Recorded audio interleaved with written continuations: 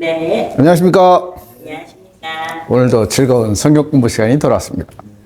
오늘은 사도신경 참 많이 하죠, 교회에서. 과연 성경적인가? 전통이라는 이름 뒤에 숨겨진 신학적인 왜곡과 오역의 진실을 오늘 한번 살펴볼 텐데, 제가 이걸 하면서 참 큰 충격을 받았어요. 지금까지 알지 못했던. 그래서 오늘 낱낱이 좀 파헤쳐보는 시간을 갖겠습니다.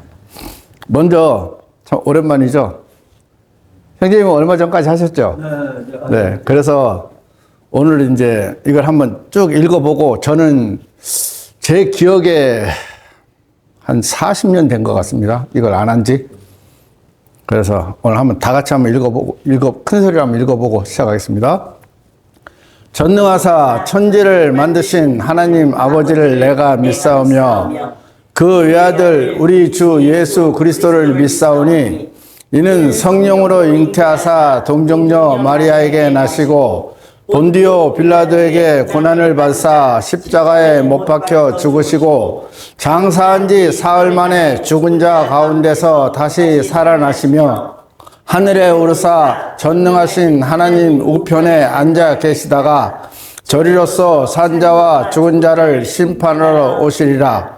성령을 믿사오며 거룩한 공예와 성도가 서로 교통하는 것과 죄를 사하여 주시는 것과 몸이 다시 사는 것과 영원히 사는 것을 믿사옵나이다. 아멘. 이제 보통 이렇게 합니다. 오늘 이제 미리 말씀을 드리면, 여기 동그라미 쳐 있죠? 표적. 본디오 빌라도에게 고난을 받사. 그 다음에 공회, 교통, 그 다음에 죄를 사해 주는 것, 그 다음에 요 사이에 십자가에 못 박혀 죽으시고, 이제 요 사이에 또 들어가는 문구가 원문에 있어요. 원문에는 이제 그게 빠진 거예요. 그래서 총 오류가 한 5가지가 되는데, 요 5가지를 좀 파헤쳐 보면서 왜 잘못됐는지를 우리가 바르게 알아야 다른 사람에게도, 우리는 보통 그러잖아요. 보통 이거 하나 가지고 얘기를 해요. 거룩한 공예. 이게 이제 카톨릭 처치라고 나오거든요. 그래서 우리는 이것 때문에 안 한다. 이렇게 하는데, 실제로 성경적으로 엄청난 오류가 있는 것을 이제 발견했습니다. 자, 그리고 이제 보통 떠도는 풍문에는 12사도가 한 구절씩, 왜 사도신경이니까 12사도가 한 구절씩 썼다. 이제 이런 얘기가 떠돌아요.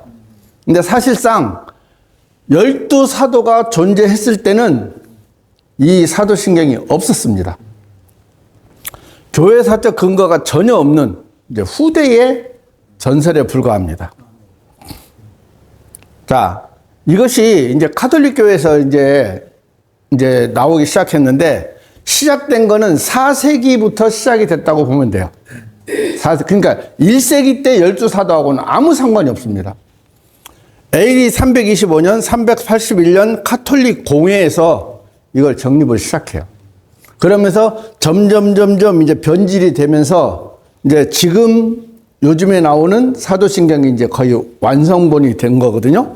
그래서 수세기에 걸쳐서 카톨릭의 입맛대로 수정되고 보완돼서 무엇이 이게 하나님의 어떤 그 성경적인 기준이 아니고 인간의 신조가 돼버린 거예요. 그래서 참된 성경을 금지하고 신자들을 학살한 오히려 배도의 기구가 돼버렸다는 겁니다. 자, 역사 속에서 공예는 참 성경을 대적하는 일들을 참 많이 합니다. 그 사도신경에 나오는 거룩한 공예라는 게 있잖아요. 그 공예라는 것이 역사적으로 보면 성경을 또 그리스도인들을 대적해요. 자, 니케아 공예 AD 325년에 로마 황제의 권력과 종교를 통합해버려요. 카톨릭 체제에 반대하는 신자들을 정죄해버립니다. 그 다음에 툴루즈 공예는 평신도가 성경 기록을 소유하는 것을 전면 금지하고 성경을 압수하고 소각해 버립니다. 그러니까 평신도는 성경을 읽으면 안 된다. 이렇게 이제 딱 정해버려요. 자기들 나름대로. 트렌토 공회는 오직 성경을 외치는 믿음의 신자들, 오늘날로 표현하면 우리 침례교, 그죠? 세대적 진리를 믿는 신자들을 저주를 해버립니다. 아나테마. 아나테마라는 말이 저주거든요.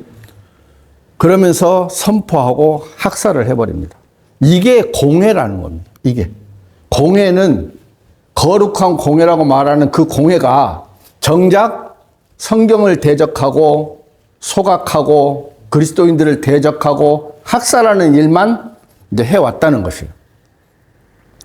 자, 그리고 성경에서는 뭐라고 말하냐면 우리가 지난주에 말씀드렸던 것처럼 마태복음 6장 7절에 보면 오히려 너희가 기도할 때면 이교도들이 하듯이 헛된 반복들을 사용하지 말라.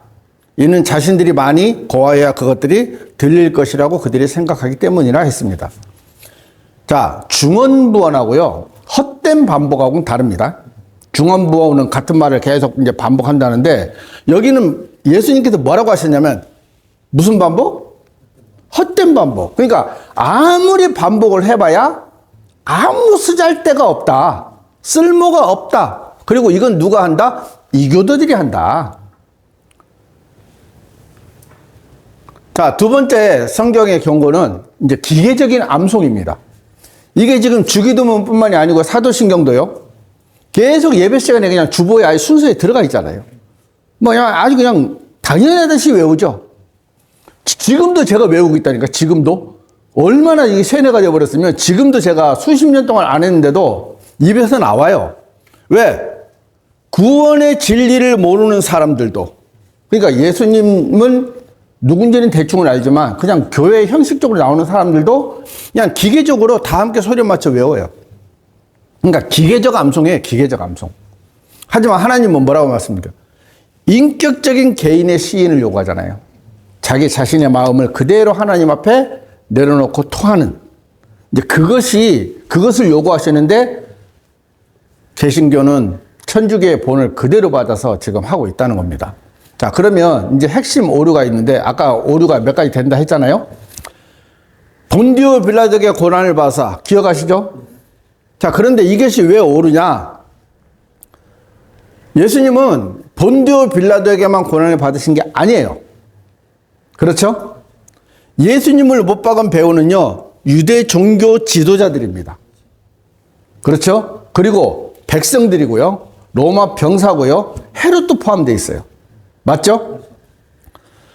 빌라도는 로마 총독 한 사람에게만 책임을 전가시켜서 자기들은 쏙 빠져버리는 거예요. 나는 예수님을 대적하지 않았다. 나는 예수님을 핍박하지 않았다. 이런 식으로 사도신경에 본디오 빌라도에게 고난을 받는다는 요거 하나로 그 사람한테만 죄를 전가시켜버리고 자기들은 쏙 빠져버리는 거예요. 모르셨죠, 이것도. 왜 그러냐면은 사도행전 4장 27절에 보면 이 사람들이 다 나와요. 책임전가 근본적 이유는 이스라엘 종교 지도자들이 자신들의 죄가를 은폐하기 위한 건데, 중요한 게 뭐냐면 예수님께서 하신 말씀이었어요. 요한복음 19장 11절에 보면 이거 본디오 빌라도에게 하는 말씀이거든요. 나를 너에게 넘겨준 자들에게는 더 크나큰 죄가 있도다. 그러니까 이 더 크나큰 죄는 자기들은 아니라고 이제 빠진 것처럼 보이는데 실제로 빠졌습니까? 여기서 가린다고 가려지는 게 아니잖아요. 그러니까 이 죄가 엄청나게 무섭다는 걸 자기들도 알아요. 알기 때문에 이 죄는 자기들이 그 기록에서 빼면 빠질 것처럼 생각을 하는 거예요. 우리가 세상에서 죄를 짓고 안 걸린다고 죄가 없어집니까? 아니잖아요. 그거하고 똑같은 거예요. 예수님이 저렇게 말했다면 나는 너에게 넘겨준 자에게는 더 크나큰 죄가 있다. 그러니까 본디오 빌라도도 큰 죄인데 너한테 넘겨준 사람은 더 엄청난 죄가 있다 이거예요. 그 형벌이 더 무섭다는 거죠. 자, 그 다음에 이게 이제 저도 처음 알았는데, 아까 쭉 장사한 지 사흘 만에 죽은 자 가운데 살아나시며 했잖아요. 그 사이에 지옥에 내려가셨다는 원문에는, 그러니까 원래 라틴어 원문에는 있어요. 이게 굉장히 중요한 거잖아요. 우리가 예수님께서 십자가에 못 박혀 죽으시고 지옥에 가셔서 그 지옥의 형벌을 다 받으신 거거든요. 지옥을 내려가셨어요. 실제로 좀 뒤에 보면 이제 관련 구절이 나옵니다. 그런데 이것을 한국 개신교에서는 이해를 못하는 거예요. 지옥에 가셨다는 것을. 그래서 교리적인 무지도 있고, 그 다음에 또 충돌을 이제 서로 의견들이 이제 분분할까봐 이걸 그냥 싹 빼버린 거예요. 그래서 죽은 자 가운데 살아나시며 하늘에 오르사 하면서 지옥에 내려갔다는 원문을 삭제해버린 거예요. 이게 굉장히 큰 오류거든요. 자, 사도행전 2장 31절에 보면 그의 혼이 지옥에 버려지지 아니하였고, 버려지지 않았다는 건 지옥을 가셨다는 거잖아요. 그렇죠? 그의 육체도 부패함을 보지 아니하였다. 에베소서 4장 9절, 그분께서 또한 먼저 더 땅의 낮은 부분들로 내려가셨다는 것이 아니면 무엇이냐? 마태복음 12장 40절, 사람의 아들도 밤낮으로 사흘 동안 땅의 중심부에 있으리라. 지옥이죠. 다 계셨던 거예요. 그렇죠? 자, 성경적인 팩트는요, 예수님은 인류의 죄를 대속하기 위해 사후에 성경 기록 그대로 진짜 지옥에 내려가셔서 승리하신 거예요. 지옥의 권세를 이기셨잖아요. 우리가. 예수님께서. 근데 한국교회가 무단 삭제해버린 원문의 지옥 하강조항은 굉장히 위대한 복음이에요. 이 사실을 싹 빼버리고 자기들이, 그러니까 교리적인 이해를 못하는 거예요, 이게. 성경을 제대로 알지 못하기 때문에 교리적으로 이해를 못하는 거예요. 자, 세 번째, 아까 얘기했던 이제 거룩한 공회. 원래 거룩한 공회가 아니고요, 거룩한 카톨릭 교회입니다. 원문에.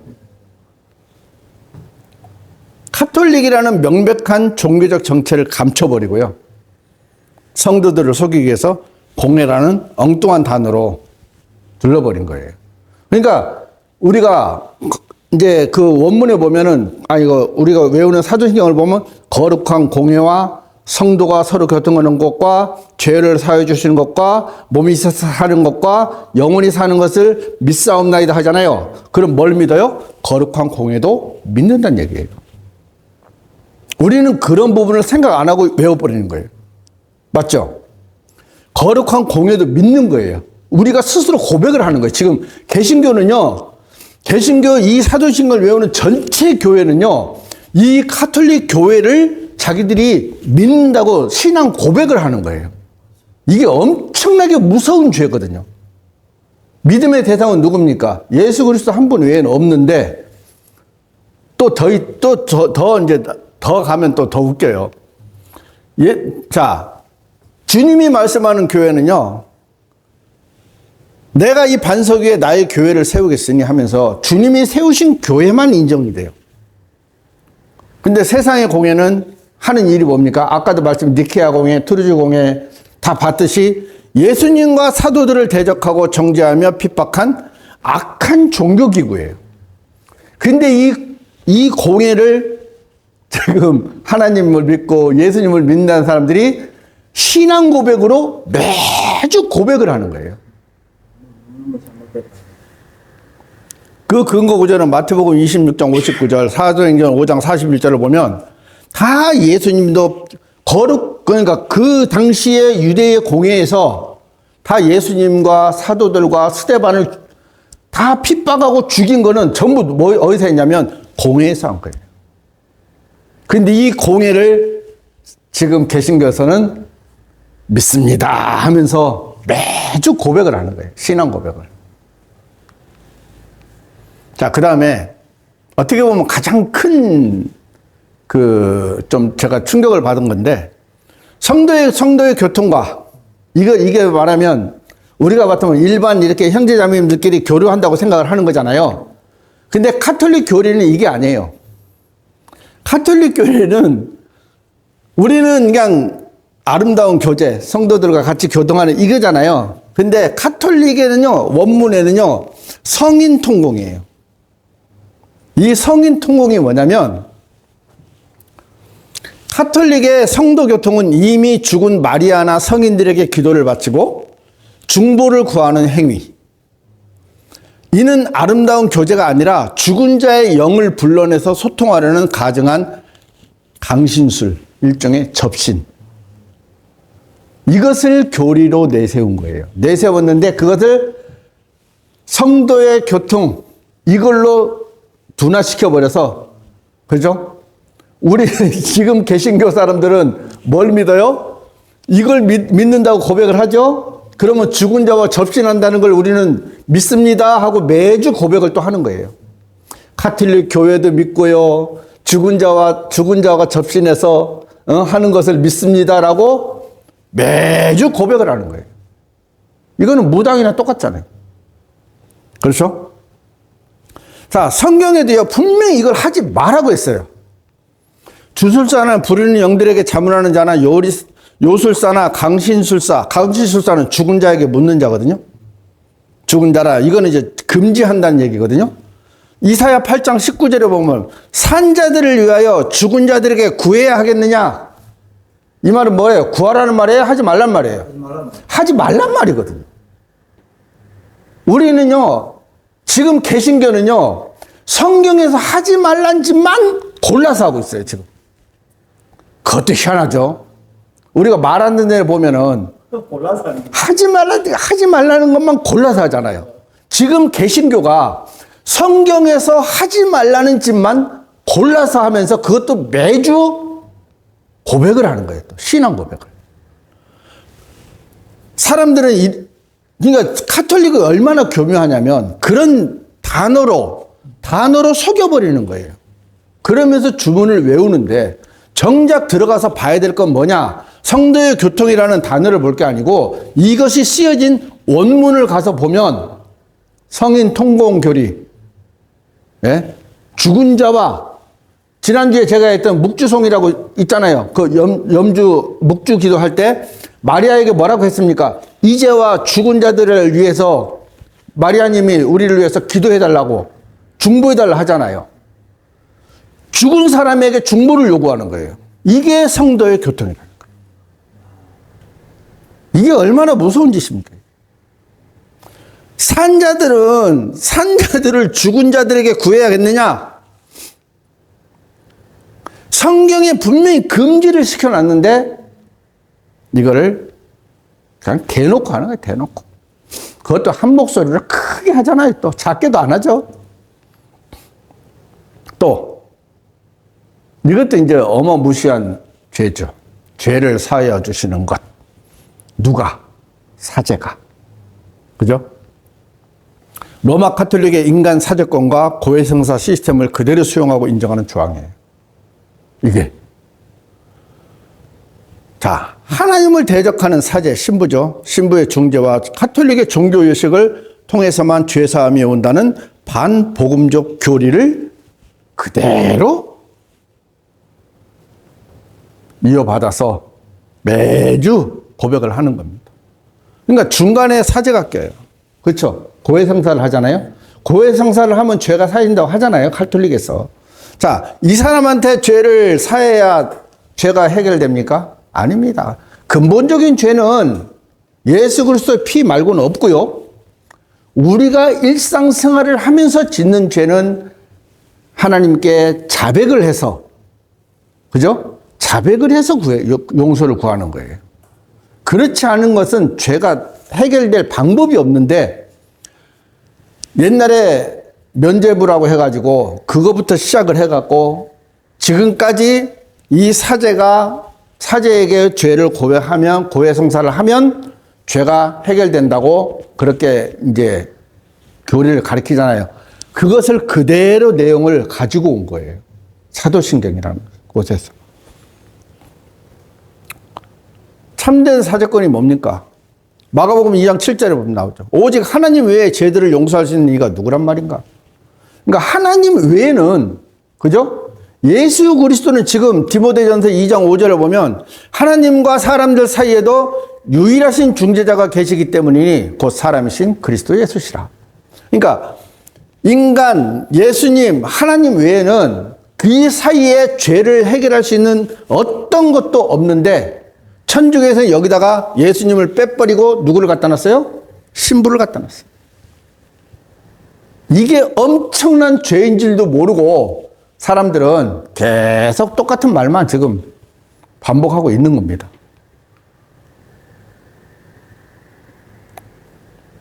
자, 성경은요, 이렇게 말씀하십니다. 하나님의 사람이 어떻게 한다고요? 완전해집니다. 성경만으로 하나님의 모든 것이 완벽해질 수 있다고, 완전해질 수 있다고 말씀하고 계시거든요. 하지만 가톨릭은요, 인간의 신조, 계속 외우는 주문과, 그렇죠? 그런 것들을 통해서 또 행위를 통해서 해결될 수 있다고 생각을 하면서 그렇게 사도신경이나 기도문이나 이런 것들로 계속 또 천주교 미사가 얼마나 거창합니까? 뭐 거룩이 아니에요. 거창합니다. 다른 사람들은 거룩이라고 표현을 하는데 저는 거창하다고 표현을 할게요. 거룩은 개뿔 거룩입니까? 그렇죠? 그렇게 인간적으로 화려하게 해야만 또 선하게 살아야만 자기들을 통해서만 구원을 받을 수 있다고 하고 있기 때문에 이 성경을 무시를 해버리고 예수님을 무시를 해버리고 마리아를 그 위에 올려놓잖아요. 마리아는 한낱 인간일 뿐입니다. 자, 참된 신앙 고백이 뭡니까? 로마서 10장 9절에 10절 우리가 한번 다 같이 읽어볼까요? 네가 만일 너의 입으로 주 예수를 시인하고 하나님께서 그분을 죽은 자들로부터 살리신 것을 너의 마음속에 믿는다면 너는 구원을 받으리라. 이것이 참된 신앙 고백이고요. 내 마음속에 믿어지지 않으면요, 예수님을 시인할 수도 없어요. 이것이 올바른 신앙 고백이에요. 올바른 신앙 고백. 그냥 뭐 하늘에 계신 우리 아버지 이름을 거룩히 여기며 주기도문처럼 외우고 또 전능하사 천지를 만드신 하나님 아버지를 내가 믿사오며 그 외아들 우리 주 예수 그리스도를 믿사오니 이것이 아니고요. 이거는 주문이고 우리 그 인도에 보면 옴 하는 거 있잖아요. 그 어느 목사님이 신학교를 갔는데 신학교 교수님이 우리 다 같이 한번 해봅시다. 옴 하더래요. 지금 신학교가 그렇대요. 지금. 그리고 얼마 전에 제가 들었는데 지금도 옛날에도 제가 어렸을 때도 그 얘기를 들었는데 지금도 어떻게 가르치냐면 성경은 완벽한 책이 아니다. 성경은 완벽한 책이 아니다. 이렇게 신학교에서 가르친대요. 자, 이 사람들이 천주교나 이 사람들이 이렇게 성경을 계속 그 배도를 하는 이유가 뭐냐면은 실제 지옥에 내려가셔서 승리하신 것을 은폐하는 거고, 그 다음에 성인 통공, 자기들의 그 교리, 죽은 자와 접신하는 것을 이제 알려줘야 되고, 그 다음에 거룩한 가톨릭 교회를 공이라고 해갖고 사람들의 마음속에 그것을 믿게 하고, 그 다음에 사제권, 사제가 사제를 통해서 죄를 사야 된다는 그 사제권을 유지하기 위해서 이 시스템을 계속 바꿔야 되는 거예요. 그리고 그렇게 정착을 시켜야 되는 거죠. 그래서 그것은요, 좋은 게 아니고요. 지금 개신교 안에서 뭐 가톨릭은 말할 필요도 없고, 가톨릭에서 떨어져 나왔다는 개신교조차 이 거대한 배도의 선언을 매주 온 교회, 온 신도들이 그냥 열심히 가톨릭에 숭배를 한다는 거예요. 하지만 우리는 뭡니까? 오직 성경. 오직 성경. 인간이 만든 교리적 전통을 과감히 깨트리고요. 오직 기록된 하나님의 진리 위에서만 서야 하는데 문제는 뭐냐면은 저를 비롯해서 여기 계신 분들이나 또 이걸 듣는 분들 아니면 우리나라의 모든 전 세계 사람들도 마찬가지지만 내가 옳다고 생각하는 거에 대해서요, 사람들이요, 내려놓을 줄 몰라요. 나는 이렇게 생각했는데 성경은 이렇더라 하면은 사람들은 그 성경 말씀을 받아들이는 게 아니고 그래도, 이제 거기에 그래도가 나오죠? 이제 섬 중에 그래도는 없는데, 그래도 항상 그게 나와요. 항상. 하지만 하나님은 그 그래도를 인정을 안 해줘요. 그냥 성경, 오직 성경. 이 성경에서 벗어나면 안 된다는 거예요. 로마서 8장 32절. 너희가 진리를 알리니 진리가 너희를 자유롭게 하리라. 이 진리가 뭡니까? 오직 성경. 그렇죠? 그러니까 성경 말씀, 기록된 성경 말씀 외에는 또 뭐, 이렇게 말하면 개혁 성경에는 너희는 이렇게 기도하라 했지 않느냐? 잘못된 거고요. 바른 성경. 그래서 바른 성경을 찾고 바른 성경으로 배우고 바른 성경으로 공부한다는 것이 얼마나 중요한지는 이거를 개혁 성경으로 보면요. 몰라요. 알 수도 없어요. 그렇죠? 정확한 하나님의 말씀이 한마디 한마디 지적을 해주니까 우리가 알 수 있는 것이지 그렇지 않으면 모른다는 겁니다. 그러니까 어떻게 보면 주기도문은요. 세 발의 피해요. 물론 주기도문도 그렇게 하면 안 되지만 이 사도신경은 더더욱 하면 안 되는 이유가 하면 할수록 죄를 짓는 거예요. 하면 할수록. 왜? 헛된 반복일 뿐만이 아니고 신앙의 대상이 옮겨지는 거잖아요. 그러니까 말은 하나님인데 믿는 건 누구예요? 거룩한 공예라는 거예요. 성도의 교통이라는 거예요. 죄를 사해주는 사제권을 그 사제를 믿는 거예요. 그걸 마지막에 뭐라고 해요? 믿사옵나이다 아멘 하잖아요. 그걸 믿고 내가 아멘을 한다는 것은 그걸 인정한다는 거잖아요.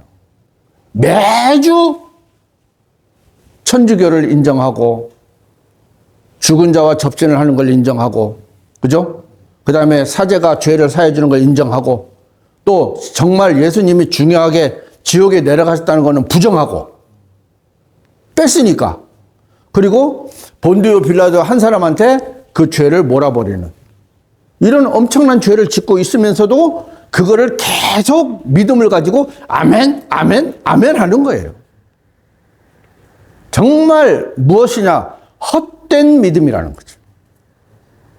우리가 성경을 통해서 제대로 알 수 있는 것이 얼마나 복인지 모릅니다. 그래서 누구에게나 만약에 우리가 그러잖아요. 너희는 사도신경을 왜 안 하니? 하면 왜 안 하는지 이유를 설명을 해주면 돼요. 전에는 저도 막연했어요. 솔직히 말해서. 근데 제가 공부를 해보니까 이런 엄청난 죄를 짓고 있기 때문에 우리는 이걸 할 수가 없다. 그리고 이 사도신경의 주체는 뭐냐? 로마 카톨릭이다. 천주교 교황이다. 신부다. 그렇죠? 그 다음에 죽은 자들을 통해서 내가 구원을 받고 싶어 하는 것을 인정하는 거다. 이 모든 것이 하나님이 보실 때는 엄청난 죄악인데 그것을 전혀 모르는 상태에서 매주 반복을 하고 있다는 것은 자기들의 죄를 그냥 계속 싸가는 거예요. 매주. 그래서 더 이상 그런 부분에 얽매이지 않고 정말 진리가 너희를 자유롭게 하리라. 하나님의 말씀, 예수 그리스도가, 그죠? 우리를 자유롭게 하는 거예요.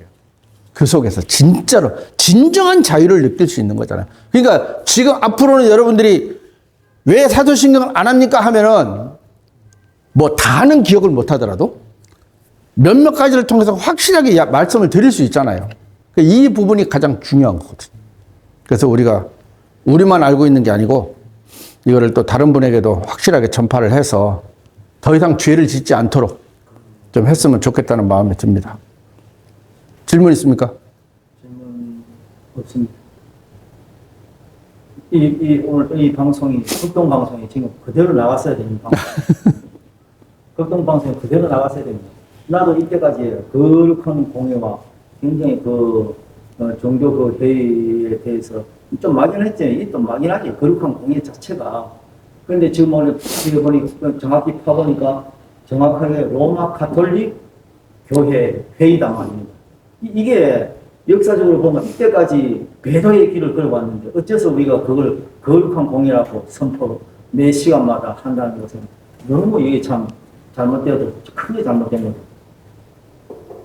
그리고 성도의 교통은 우리가 말하는 성도의 교제로 이리 생각했는데 알고 보니 죽은 자와 이거 접신하는 거 그걸 말하는 의미로 옮겨왔는데 성도들을 속이는 거지. 결국. 그렇죠. 네. 말장난인 겁니다.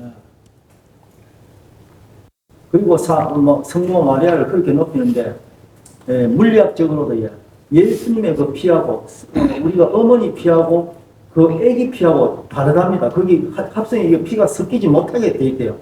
뱃속에서. 예수님의 그 피하고 피가 뭐 RH-가 모르겠는데 무슨 피 모르겠는데 그 자하고 그 피 성분하고 마리아의 피 성분은 다르대요. 그래서 마리아도 예수님의 보혈의 피로 통해서 구원을 받는다. 맞습니다. 그게 맞는데 지금 그 예수님을 낳았으니까 얼마나 낳은 어머니가 훌륭하냐 이런 식으로 이게 바로 인간적인 인본적인 사고적이에요. 그 여자를 갖다 이렇게 이제 그 높이고 이렇게 하니까 물론 훌륭하죠. 보통 사람보다 마리아가 참 큰 믿음의 사람이기 때문에 그 예수님을 성인을 낳았는데 근데 그걸 갖다 너무 그냥 예수님과 같이 그냥 높이고 예수를 낳았으니까 어머니가 더 그냥 이렇게 하고 한 그 자체가 못이고 피 자체가 예수님 피하고는 딱 차단식이 됐답니다. 거기 어머니 피하고 아들 피하고 섞이지 못하게 되어 있대요. 지금 뭐 여성들이 애 놓으면 애하고 어머니 피하고 같지가 않아요. 절대 같을 수가 없답니다. 피를 말아놨답니다. 그래서 예수님의 그 보혈의 피로 통해서 마리아도 구원을 받게 되어 있는데 지금 지금 천주교에서 지금 얘기하는 것은 그냥 말로 막 엉망진창이죠. 그것도 모순에 셀 바꿔가지고 뭐가 뭔지를 모르게 해놨는 거죠. 근데 꼭 예를 들어서 뭐 피가 섞이고 안 섞이고 그게 중요한 게 아니고 예수님은 마리아 뱃속에 하나님께서 잉태를 시켜놓은 거예요. 네. 그러니까 그하고 전혀 별개예요. 그러니까 과학적으로 증명이 되든 안 되든 건 상관이 없는데 그거는 전혀 별개라서 우리가 뭐 그 부분에 대해서 뭐 과학이 어쩌냐면 사실은 따질 필요가 없어요. 왜? 하나님께서 독립적으로 씨를 잉태하게 하셨어요. 독립적으로. 그리고 로마서 8장에 보면 육신과 같은 모양이라 해놨거든요. 육신의 모양이 아니에요.